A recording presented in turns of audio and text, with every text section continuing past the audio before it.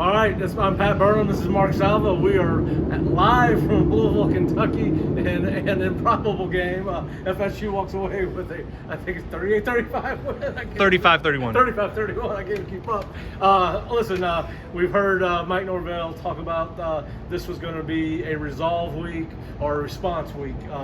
And I think he was meant that talking coming out of the LSU game, Mark.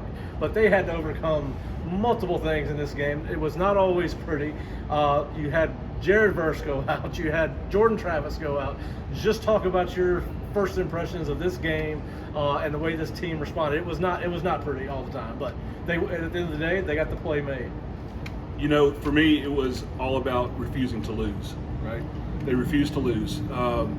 Because this was not a great game by any stretch. There's a lot to correct. There's a lot of things that, when we talked about our keys, it was contain Cunningham, right? Yeah. Stop their zone run, and we didn't do either of those things throughout the night. So, but in the end, they found a way to win. I think, the second half of that fourth quarter, the defense actually did step up, right? Made the plays they had to make. Yeah.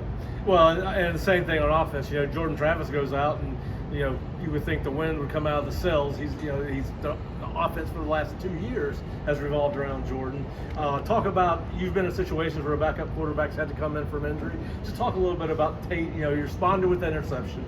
We don't know whether he threw it to the wrong spot or the receiver's in the wrong spot. But he threw it right to a guy in red, and you worry about his confidence coming back out in the second half, but yet he came out at one point, I believe it was 5 of 7 in the second half. I believe finished 6 of 10 with 2 touchdowns. It looks like he got real comfortable with Johnny Wilson, who had a career night. But just talk about Tate and Johnny today. Well, you never really know what you have until they get in a situation like that, and it couldn't be any more difficult, right? On the road, struggling on offense, struggling on defense. It didn't look like we were ever going to stop them. You knew you had to put up points. And then the shaky start to end the half, right? And so for him to come out and do what he did was incredible, because Louisville was taking big chances on defense. They were stacking the box. Those safeties were 7 yards off the ball. He was going to have to throw the ball and make plays in the passing game for us to win this game. And he did it. Well, and the one thing we did talk about coming into this game was Florida State needed to be dedicated to the run game. Now, they only ran the ball 11 times in the first half, and I believe it was well over double that, at least around 22 to 25 carries in the second half. Was part of that to limit Malik's opportunities? Was that Tate? I think it was to protect Tate, right? And a quarterback's best friend is a sound running game. And so for me, I think that was to protect Tate.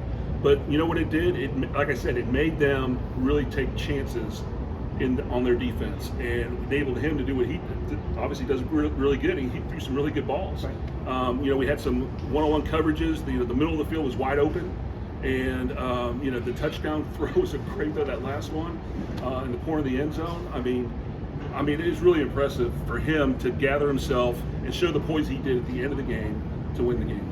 And then, of course, Trey Benson came up big in the second half with some big runs. Talk a little bit about Trey's impact in the second half. Well, again, that was a refuse to lose mentality to me.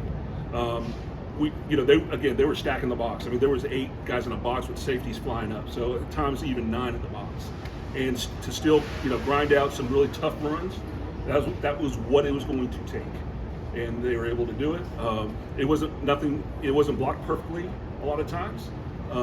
But you know what? They did enough. They did enough.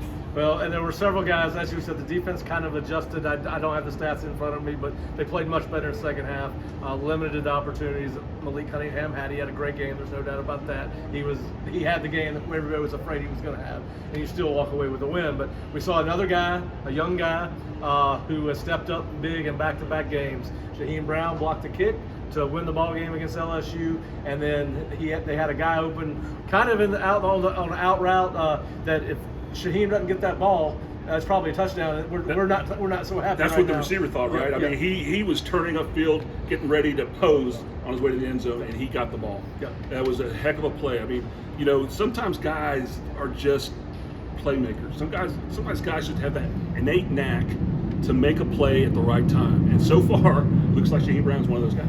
And one final question. All right, you lose again. We've Jordan Travis, Jared Verse out. Fabian Lovett not on the trip. Robert Scott went out. Darius Washington comes in.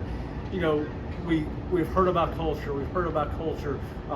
You know, does this solidify what we've heard from Mike over the course of the 2.5 years he's been here? The proof is in the pudding. Yep. It really is. I mean, you know, as cliche as it is, next man up, right? And the guys that came in did the job. And, you know, now they're going to have, you know, they got film to look at, to learn from, experience, and that just builds and builds and builds.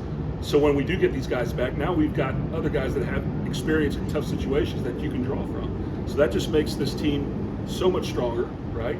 And yeah, it's just evidence of the culture that looks like we have right now. Because let's face it, 2 years ago we lose this game big. Yeah. Yeah. Well, and I want to ask you, this is the first time you've been with us at a game.